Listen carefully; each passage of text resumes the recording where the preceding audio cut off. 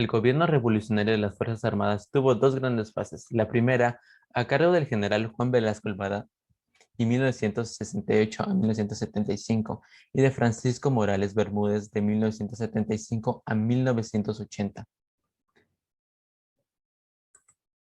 Los mestizos tomaron un control muy importante. Como sabrán, la oligarquía podía excluir a los indios y mestizos de sus privilegios, pero no podía intervenir en cuatro profesiones del Estado, como la policía, los maestros y los enfermeros, en especial la profesión militar, ya que estaba conformada en su mayoría por la población mestiza, donde el APRA y la expansión demográfica contribuyeron a que las universidades públicas, escuelas de las Fuerzas Armadas y escuelas normales fueron tomadas como grupos mestizos y provincianos. Ahora, la ruptura de la alianza de los militares y la oligarquía.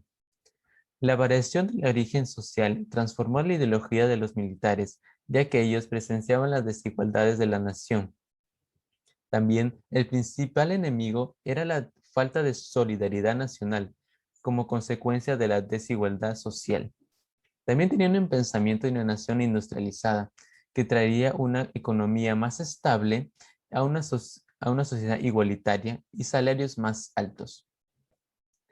Ahora, el gobierno de Juan Velasco Alvarado, de 1968 a 1975. Velasco ingresa por un golpe de estado a Belaúnde Terry. El 9 de octubre, Velasco expulsa a los extranjeros de la empresa IPC, quedándose con toda la empresa. Este día es recordado como el Día de la Dignidad Nacional. Pero Velasco, con el temor de que las represalias de Estados Unidos, decidió firmar un tratado de gremio de la flor. Este tratado indemnizaba justa a las empresas expropietarias y que además se anulaba la deuda del IPC. Posterior a ello se creaba la empresa Petroperú.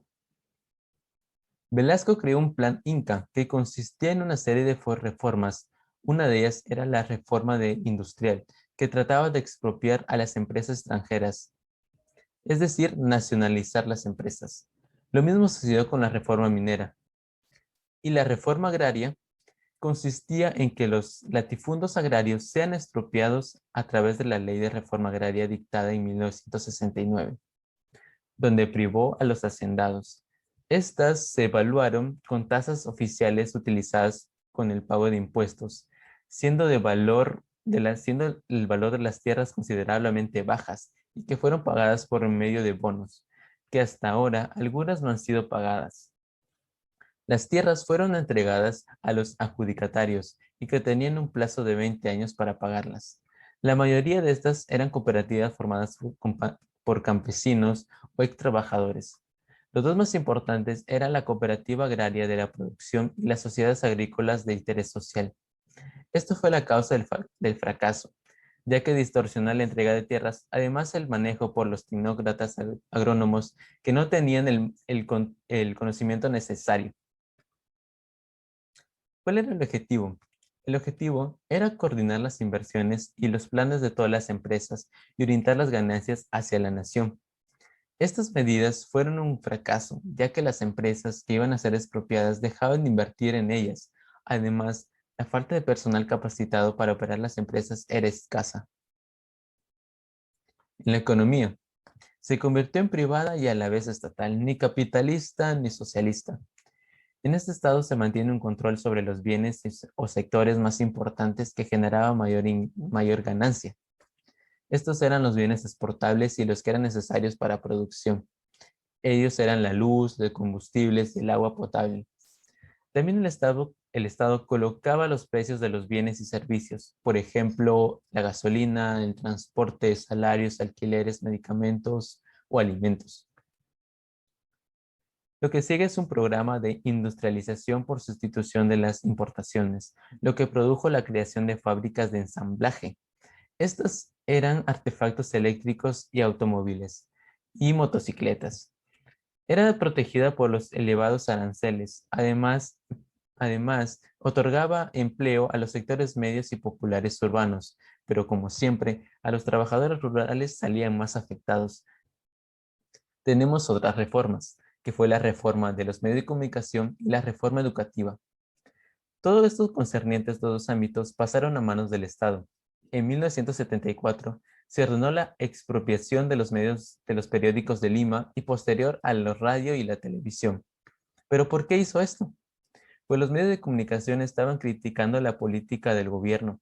Este decidió entregar el manejo a los intelectuales, ya que se consideraba que tenían una similitud en términos de política. En la reforma educativa.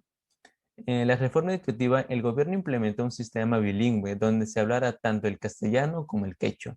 Esto era para combatir la tendencia extranjerista.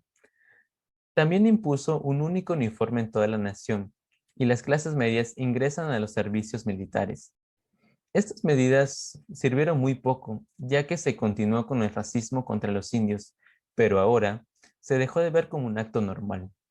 Las organizaciones de trabajadores y campesinos se fortalecieron debido a la denuncia de abusos por parte de la oligarquía. Además, la estabilidad que tenían en las empresas públicas o semipúblicas fomentó la creación de sindicatos y la Confederación de Trabajadores como la GTP y el SUTEP. Los reclamos públicos, junto con las demandas económicas de los mismos por el regreso de la democracia y la libertad de prensa, provocó un desgaste del gobierno, lo que llegó a la llegada del general Francisco Morales Bermúdez al poder mediante un golpe de Estado conocido como el Tacnazo, el 29 de agosto de 1975. Este gobierno tenía ideas menos redistributivas que el de Velasco y a simple vista buscaba un consenso. Su primer acciones fue eliminar el conflicto militar con Chile.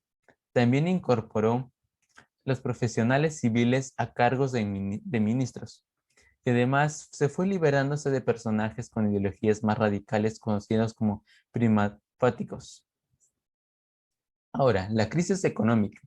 Tras el fracaso de las reformas impuestas por Velasco y que trajo consigo el cese del crecimiento económico y que además la crisis del petróleo obstaculizó la continuación de la política redistributiva. También trajo como consecuencia el aumento de las tasas de intereses, volviéndose más difícil el pago de las importaciones y consiguió que se prohibieran estas. Además, una nueva constitución de 1979 que expresó las ideas desarrollistas y otorgando al Estado un papel fundamental en la economía y las organizaciones sociales. También se promulgó que el mandato presidencial tan solo debería durar 5 años y la posibilidad de una segunda vuelta.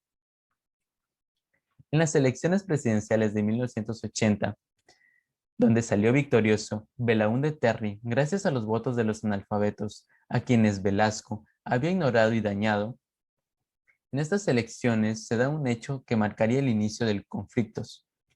Este hecho fue la quema de ánforas en Ayacucho por un grupo armado que posteriormente se llamaría Sendero Luminoso. Muchas gracias.